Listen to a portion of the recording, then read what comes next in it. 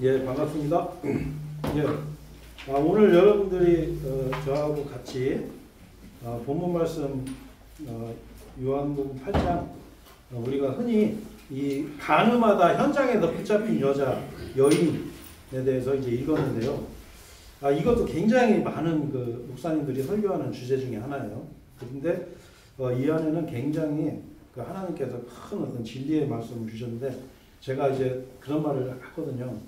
가끔씩 제가 중요한 설교할 때가 있다고. 근데 오늘도 아마 굉장히 중요한 설교가 아닐까 저는 그렇게 생각을 해요. 왜냐하면 오늘 설교를 통해서 정말 여러분들이 오늘 말씀 너무 좋다, 오늘 목사님 말씀 잘하시네, 이런 것이 아니라 정말 하나님 앞에 내 양심을 드러내고 그 하나님 앞에 마음을 낮추고 회개하는 그런 시간이 될 거라고 저는 아주 확신합니다.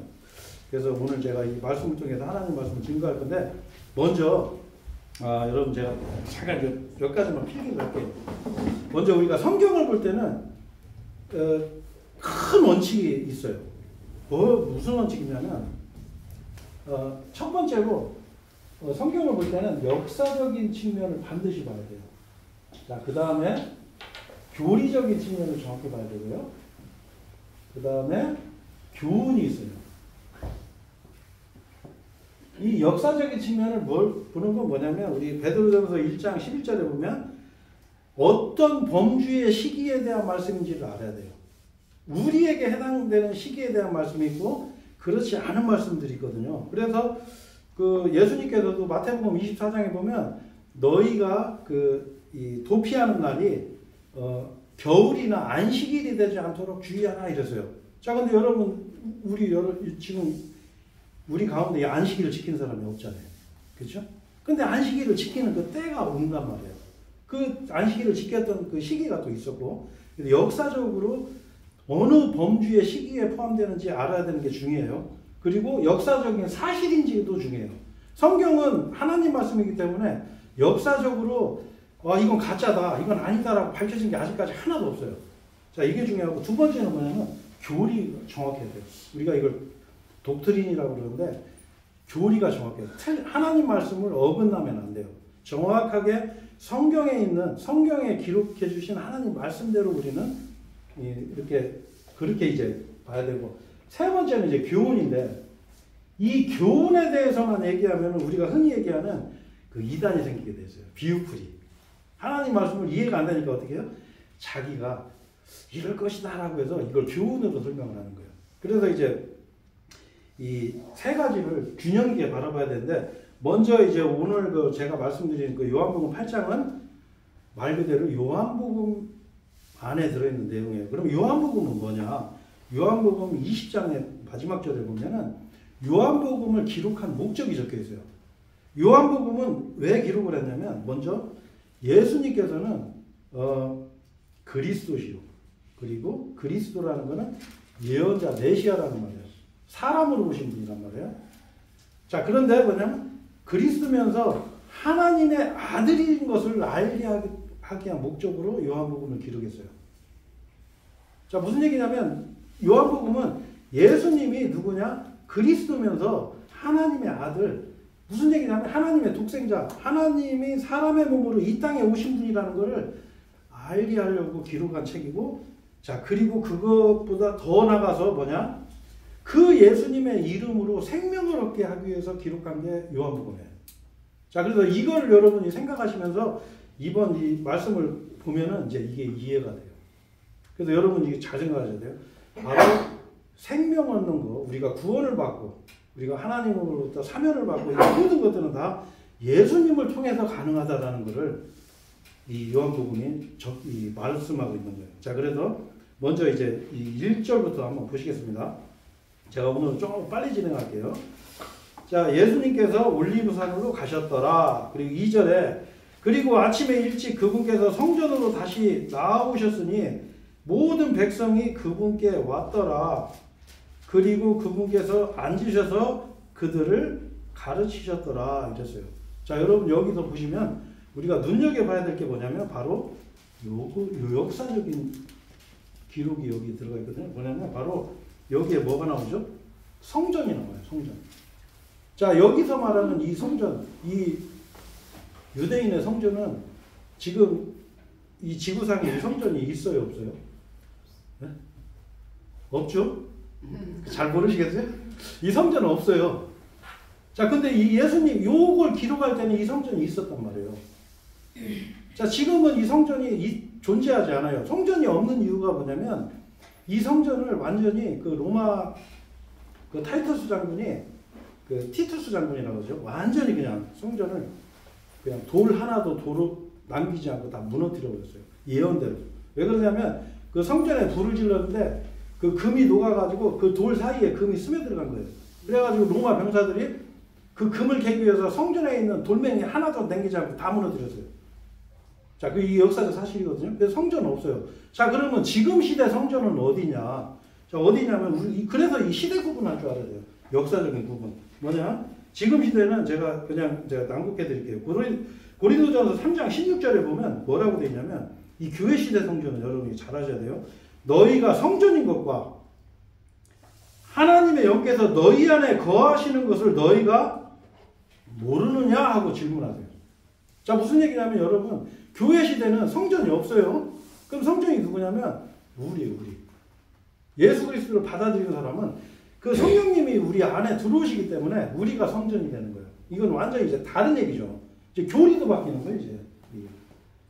자, 이제 그래서 이제 가끔 보면 요즘 유튜브에도 제가 보니까 막 그 성전 건축 때문에 막 교회들이 막 싸우고 막 재판도 하고 막 서로 편나눠가지고 막 두드러 패기 업어치기도 하고 막 이러더라고요. 자, 왜 그래요? 이 교회 건물은 성전이 아니에요. 성전은 우리가 성전이에요. 자, 그러니까 어떻게 해요? 우리가 성전답게 살아야 돼. 그러니까 어떻게 해요? 저 교회가 성전이라고 생각하면 어떻게 살게 돼요? 이 세상에서는 이 세상 사람들하고 똑같이 죄짓고 욕심낼 거 다 내고 죄질 거 다 지고 하면서 일요일 날은 아주 경건하게 그냥 목욕하고 옷 깨끗하게 입고서 교회 가서 하나님 저 일주일 동안 죄짓다 왔습니다. 용서해 주세요. 이러는 거예요. 이러시면 안 돼요. 우리가 성전이란 말이에요. 자, 그래서 우리 요거 구분할 줄 알으셔야 돼요. 자, 그래서 놀라운 건 뭐냐면 이 재림 때 예수님이 재림하실 때는 이 성전이 다시 이 지구상에 존재를 하는 때가 있어요. 그래서 이 유대교 성전이 지어질 때가 우리가 이제 세상의 마지막 때라고 여러분 보시면 돼요. 그 성경에 예언이 되어 있어요. 조만간에 그 성전이 아마 지어질 거예요. 공사에 착수 시작할 거예요, 이제.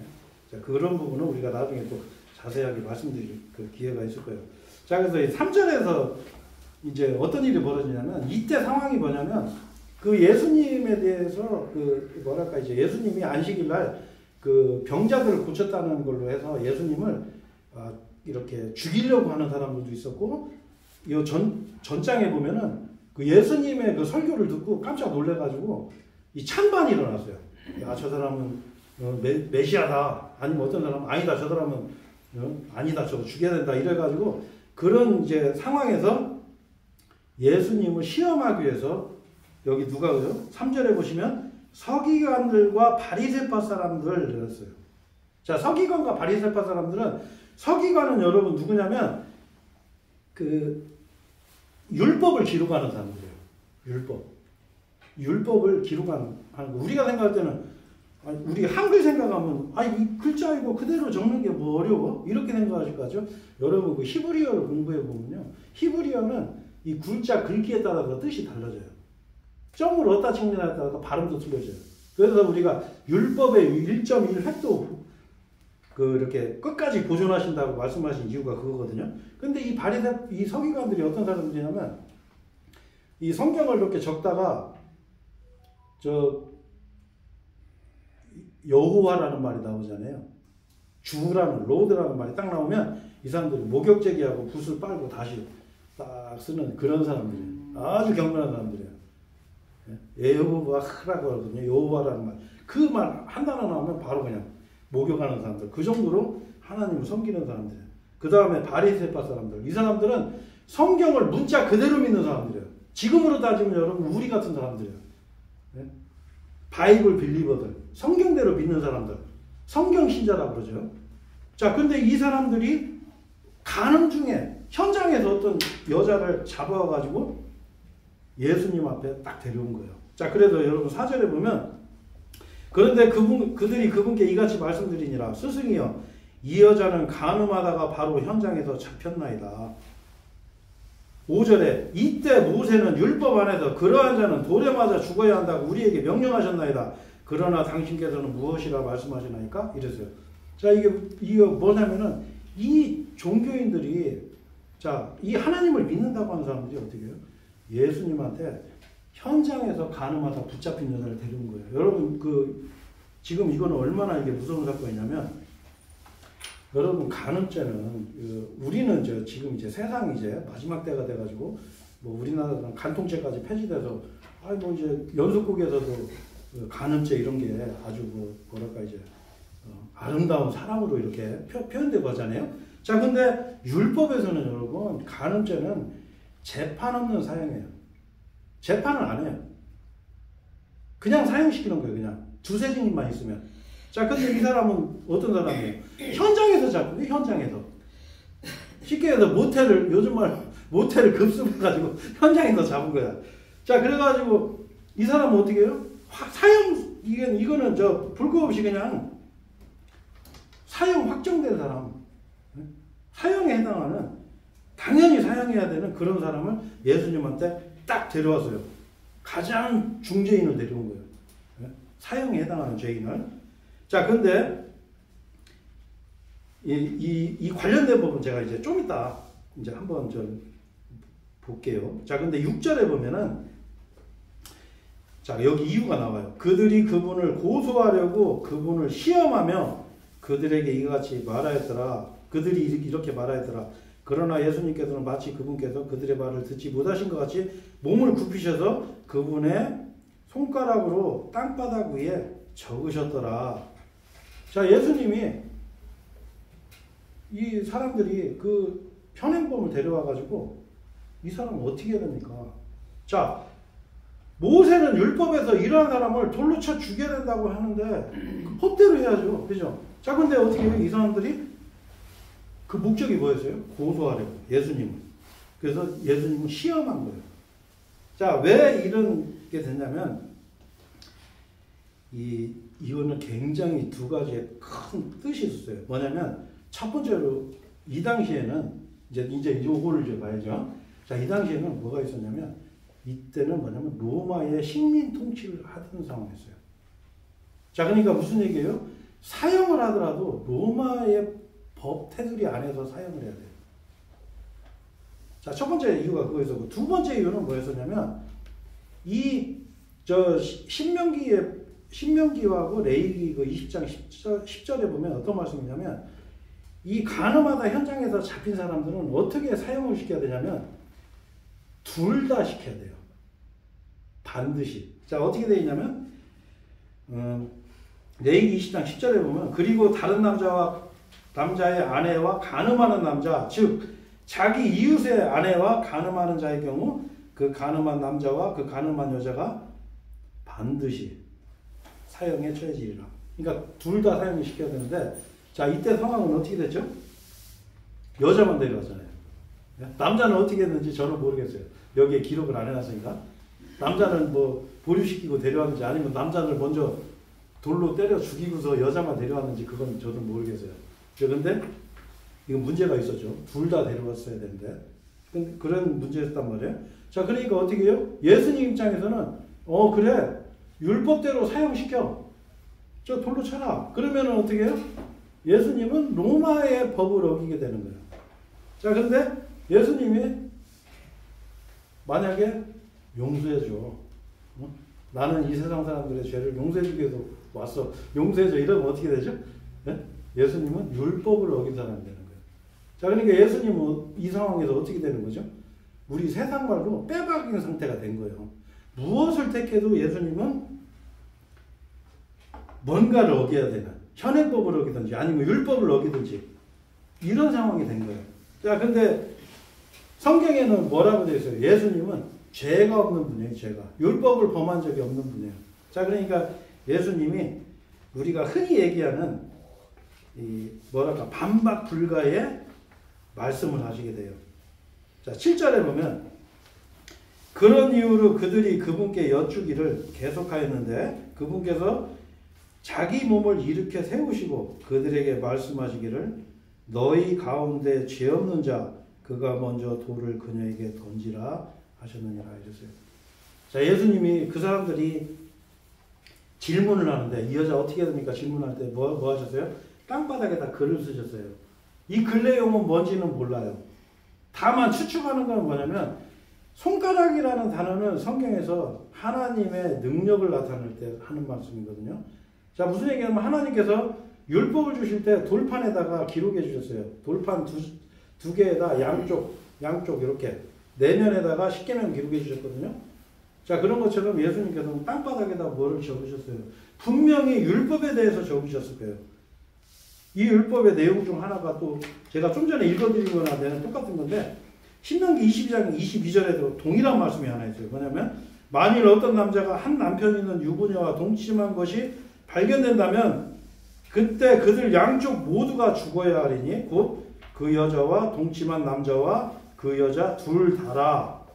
그렇게 하여 너는 이스라엘에서 악을 치워버릴지니라. 아마 예수님은 그걸 적으셨을지도 몰라요. 왜? 하나님의 법이기 때문에. 예수님은 누구예요? 그분이 하나님이세요. 하나님이니까 어떻게 해요? 율법으로는 이 여자는 반드시 죽어야 된다라고 적으셨을 거예요, 아마.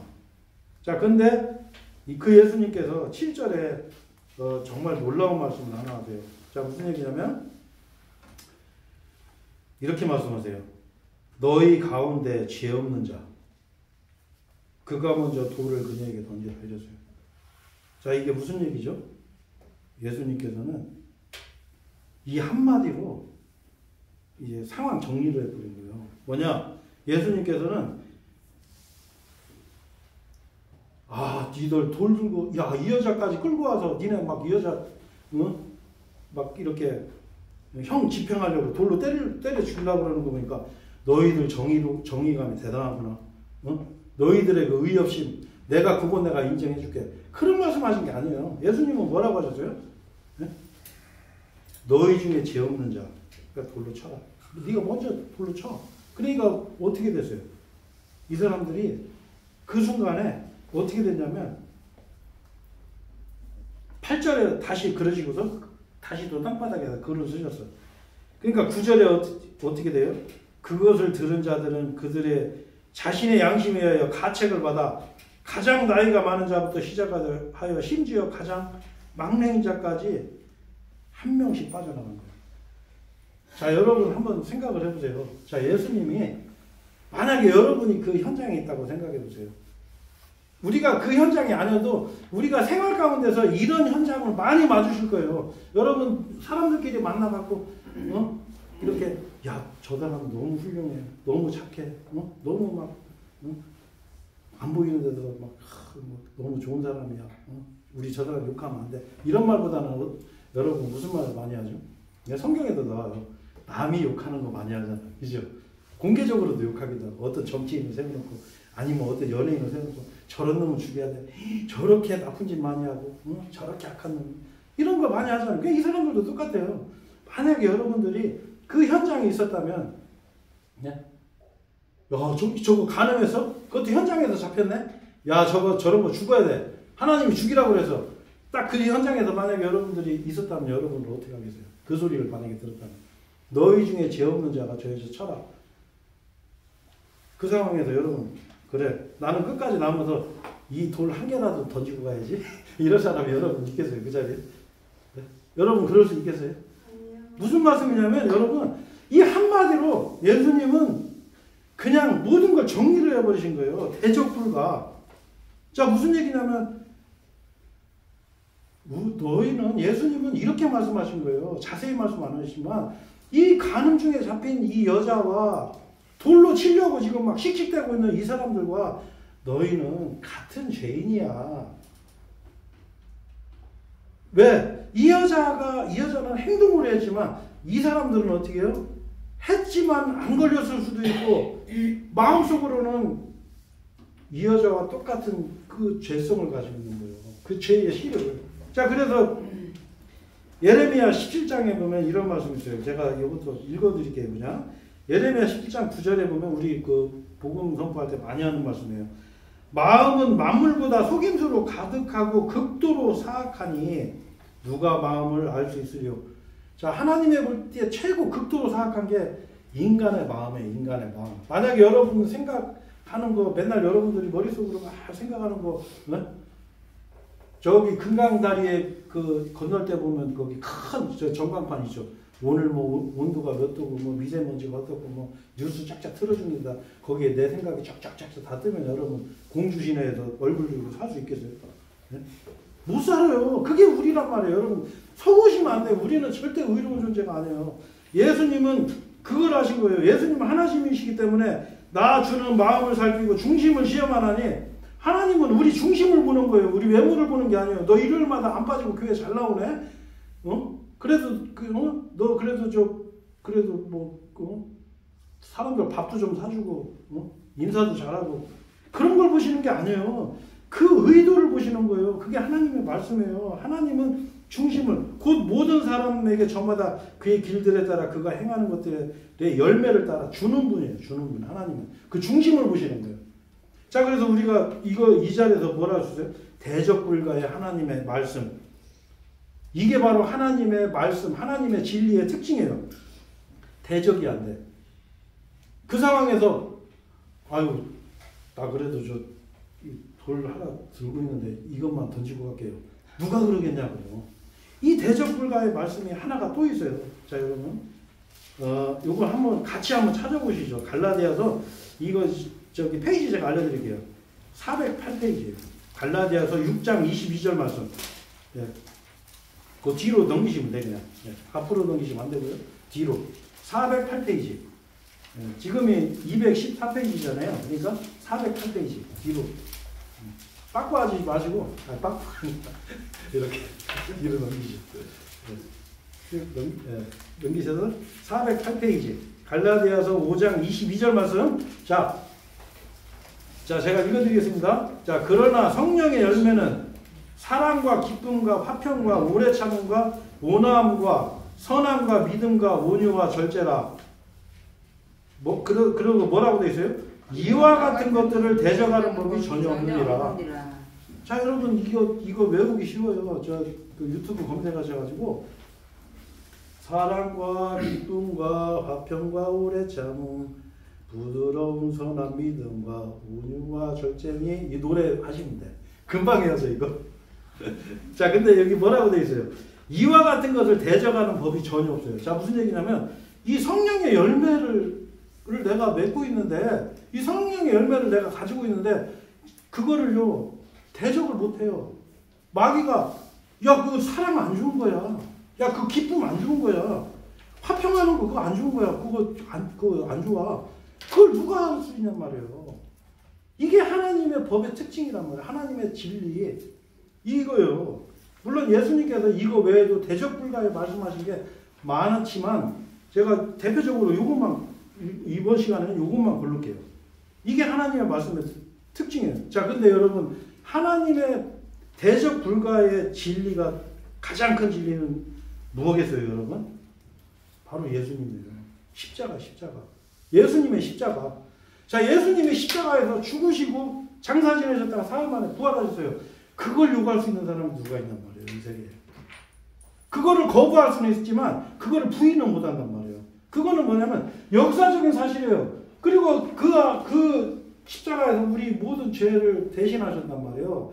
불의한 우리를 대신해서 정의로우신 예수님이 죽으셨어요. 우리가 죽어야 되는데. 그러니까 우리는 심판 안 받아도 되는 거예요. 자, 그런 큰 사랑을 과연 누가 할 수 있냔 말이에요. 그것을 직접 예수님은 뭐라고 그러세요? 원수를 사랑하라. 내 이웃을 내 몸같이 사랑하라. 우리야 못하지. 근데 예수님은 하셨잖아. 그러니까 그걸 누가 욕할 수 있냔 말이에요. 대적을 못해. 그래갖고 제가 며칠 전에도 아주 놀라운 그 영상을 하나 봤는데 우연히 봐서 제가 뭐냐면 어떤 그 교회 다니는 청년이 제가 그거 보는데 좀 솔직히 화도 좀 나더라고. 법륜 스님한테 그 증문즉답을 했어요. 증문즉답. 그걸 뭐라고 하더라? 그 선문선답이라고 해야 되나요? 했는데 뭐라고 하냐면 교회는 다니는데 믿어지지가 않습니다. 어떻게 해야 될까요? 이거. 아니 그걸 왜 스님한테 가서 물어봐. 근데 그 스님이 말을 잘하대. 잘하셔요. 그분도 진짜 이 복음을 들어봤으면 좋겠어. 그런데 그분이 예수님 욕을 안 해요. 왜? 대적할 법이 없는데, 예수님을 대적할 법이, 예수님의 그 십자가를 대적할 법이 없어요. 우리 세상 사람들도 예수님은 사람, 우리 그러잖아요. 기독교는 사람, 예? 교회 안 다녀도 크리스마스가 때가 되면 기쁘다 구주 오셨네 하고 막 세상으로 막 좋아하잖아요. 믿지도 않아도 대적을 못 한단 말이에요. 그런데 대적하는 사람들은 뭐예요? 거부하는 사람들. 그 사람 거부하는 그거 그냥 받아들이면 되는데. 예? 그래서 사람들이 지옥 가는 거예요. 그래서 오늘 말씀 그거하고 전부 다 이제 이렇게 연결이 돼요. 그래서 여러분 이 대적 불가의 말씀, 너희 중에 죄 없는 자 먼저 쳐라. 먼저 쳐라. 예수님이 딱 그렇게 말씀하셨어요. 자, 그러니까 9절에 여기도 굉장히 놀라운 말씀이세요. 이거는 하나님이 아니면 절대 하실 수 없는 말씀이에요. 그러자 그것을 들은 자들은 그들의 자신의 양심에 의하여 가책을 받아. 당연히 가책을 받아야 되겠죠. 여러분 벌써 가책을 안 받으세요? 정말 진짜 나도 모든 사람들, 심지어 내 주변에 있는 사람, 나하고 가까운 사람, 아니면 어떤 사람을 정죄하고 욕하고 했었는데 막상 어떻게 해요? 나도 동일한 존재였다는 거예요, 여러분. 네? 그 사람이 나쁜 게 아니라 내가 더 나쁜 놈이에요. 네? 디모데전서 1장 15절에 사도 바울이 그랬잖아요. 죄인 중에 내가 우두머리다. 사도 바울이. 죄인 중에 내가 그렇게 살아야 돼. 우리는 그게 하나님 앞에 정말 양심 있고 정직한 사람이에요. 죄인 중에 주님 나는 저 여자 돌로 칠 자격 없습니다. 여러분이 그런 마음을 가지셔야 돼요. 그렇게 고백하셔야 돼. 지금 이 시간에 주님 나도 저 여자보다 악하면 더 악했지 절대 선하지 않습니다. 고백하셔야 돼요. 이게 예수님 앞에 서는 자세예요. 자세. 자, 그래서 예수님께서 그렇게 하니까 뭐라고 그래요? 죄 없는 자가 돌로 먼저 치라. 그러니까 여기 정말 놀라운 말씀입니다.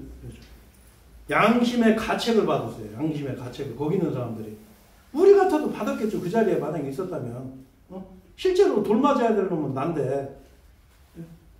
가장 나이가 많은 자부터 시작하여 심지어 가장 막내인 자까지 한 명씩 빠져나갔더라. 이랬어요. 자, 여러분 여기 보면 참 놀라운 말씀이세요.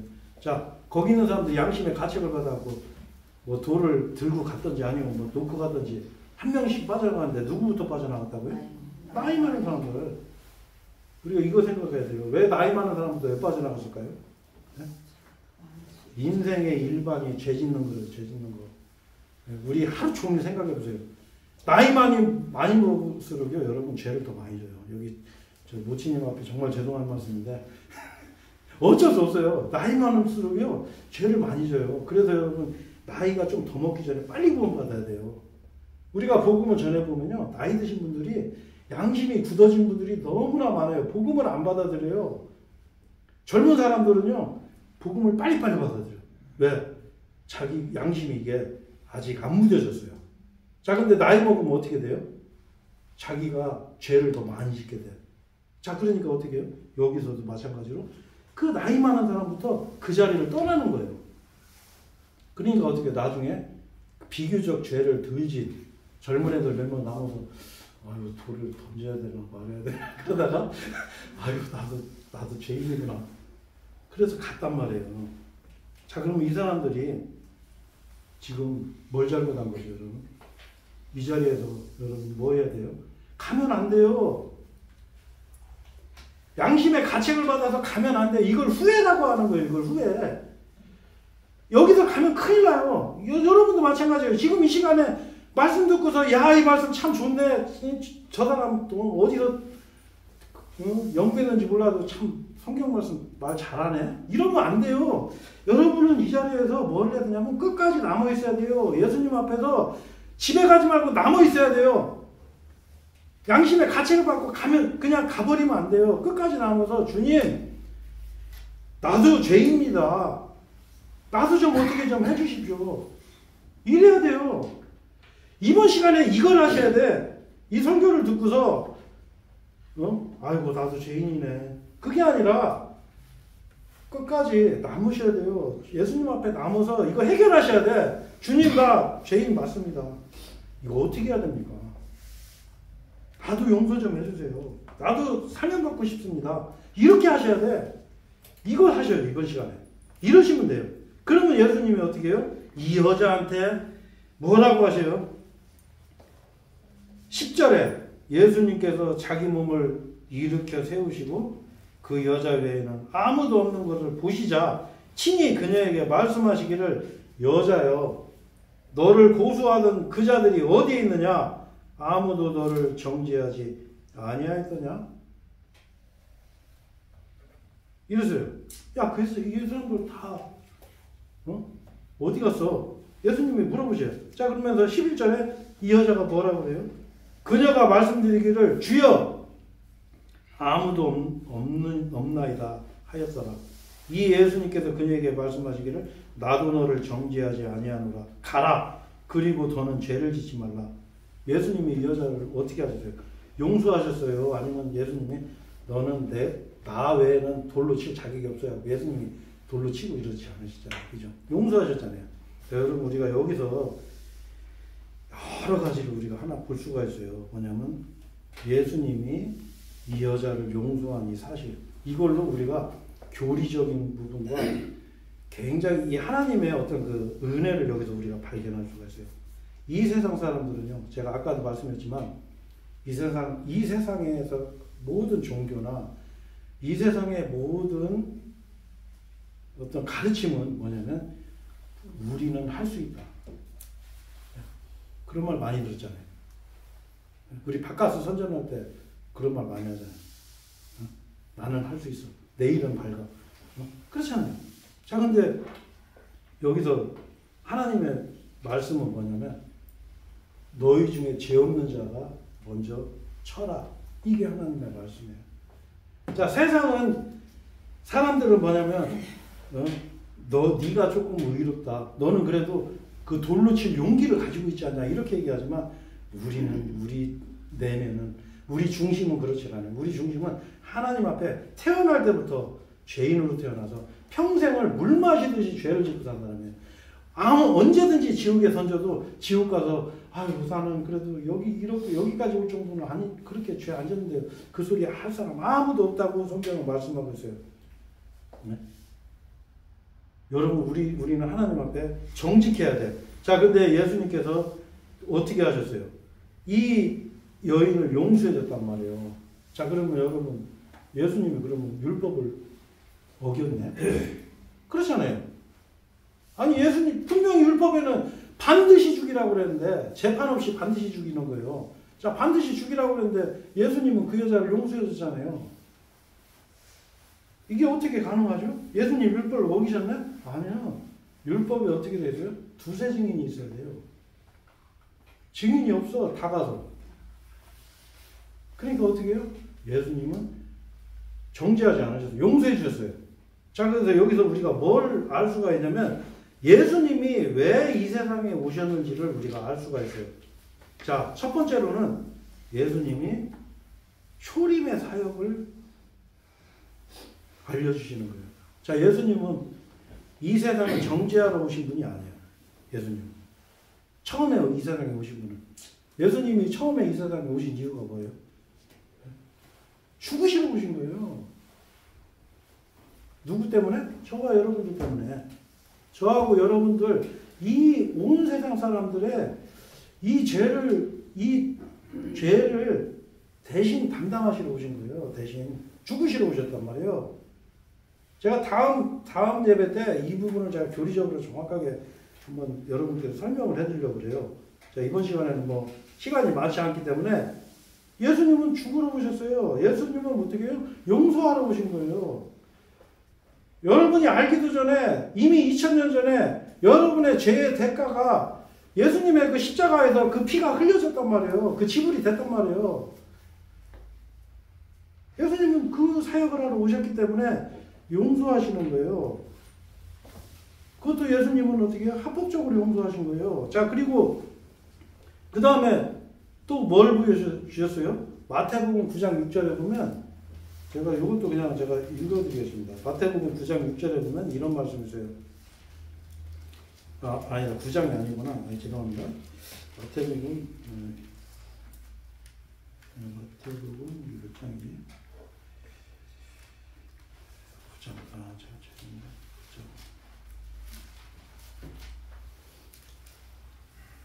제가 죄송합니다. 9장 6절이 맞네요.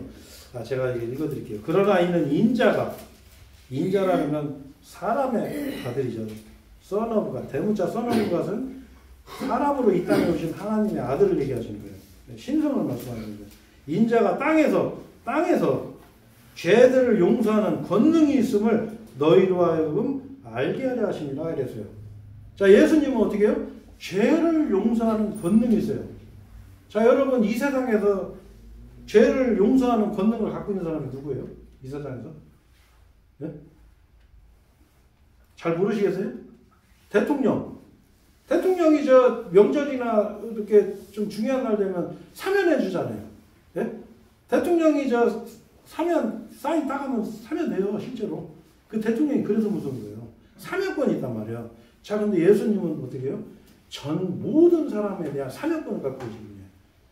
자, 그러니까 어떻게 해요? 예수님이 어떤 분이라는 걸 이 여자를 용서하러 오셨다는 걸 통해서 보여주시는 거예요. 자, 근데 이제 이 재밌는 건 뭐냐면 요 11절 요 말씀을 한번 더 오늘 좀 마무리를 할게요. 자, 11절에 예수님께서 이런 말씀하세요. 뭐냐면 나도 너를 정죄하지 아니하노라. 자, 여러분, 예수님께서 이 여자를 용서해 줬어요. 자, 근데 이 다음 거절이 문제돼요. 가라. 그리고 더는 죄를 짓지 말라. 이랬어요. 자, 그러니까 여러분, 옛날에는 이 구절 가지고 진짜요. 이거 가지고 우리가 한번 토론도 한 적 있어요. 뭐냐? 아니, 용서해주고 너 가서 죄 짓지 마. 그러면 이 여자가 죄 안 짓겠냐고. 그렇잖아요. 죄 안 짓고 살 수 있겠어요? 불가능하지? 근데 여러분, 그래서 이 성경을 읽을 때는 항상 문맥을 봐야 돼. 뭐냐? 예수님께서 너 가서 이제 죄 짓지 마. 이런 건 뭔 말씀하신 거예요?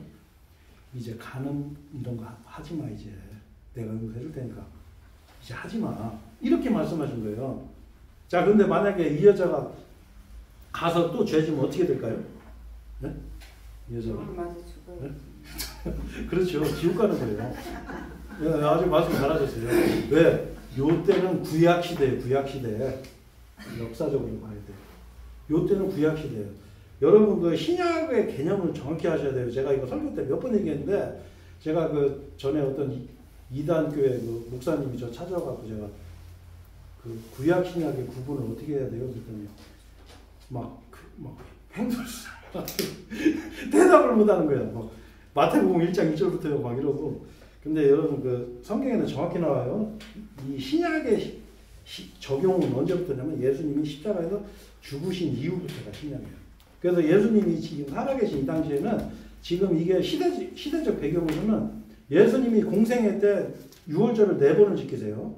자, 근데 제가 볼 때는 제 문맥상으로 요한복음을 보면 이게 3번째 유월절 때 일어나는 사건이라고 보시면 돼요. 왜냐하면 이게 명절 중대한 날, 마지막 날 중대한 날이라는 건 뭐냐면 유월절이고 그 다음에 무교절 7일이 있어요. 그래서 첫날이 안식일이고 마지막 날이 안식일이에요. 7일째 날. 그래서 마지막 날, 그 다음 날 사건이에요, 이게. 자, 그래서 제가 볼 때는 이게 아마 3번째 그 명절 지내면서 일어난 사건인 것 같아요. 제가 그 요한복음 읽어보면. 자, 근데 이때는 구약시대예요. 그 구약시대하고 여러분 신약시대하고는 믿음이 달라요. 우리 그거 잘 생각하셔야 돼요. 어떤 그 일부 독립신학의 목사님 중에서도 구약시대, 뭐 옛날, 뭐 신약, 그러니까 지금 이제 교회시대, 그리고 앞으로 천년왕국, 뭐 환란시대, 천년왕국 다 믿음으로 것만다 이렇게 말하는데 그거는 이제 50%는 맞고 50%는 틀린 말이에요. 굉장히 위험한 말이에요. 왜 그러냐면 구약시대는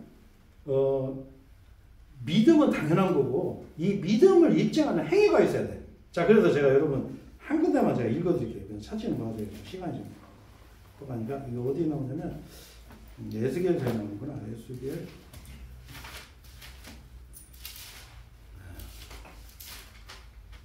에스겔 18장에 보면 이런 말씀이세요. 자, 여러분 잘 들어보세요. 자, 26절에 의로운 사람이 자기 의에서 돌이켜 죄악을 저지르고 그것들 가운데서 죽었을 때 그는 자신이 행한 자기 죄악으로 인하여 죽으리라 했어요. 자, 의로운 사람이 어떻게 해요? 돌이켜서 죄를 지면 어떻게 해요? 죽는 거예요. 이거 심판받는 거예요. 27절에 또 한편 사악한 사람이 자신이 행한 자기 사악함에서 돌이켜 합법적이고 올바른 일을 행할 때 그는 자기 혼을 살려두리라 하셨어요. 자, 악한 사람도 돌이키면 구원받는 거예요. 이게 구약의 믿음이에요. 구약의 믿음은 그 믿음이 행위로 입증이 돼야 돼요. 자, 근데 신약시대의 믿음은 어떻게 해요?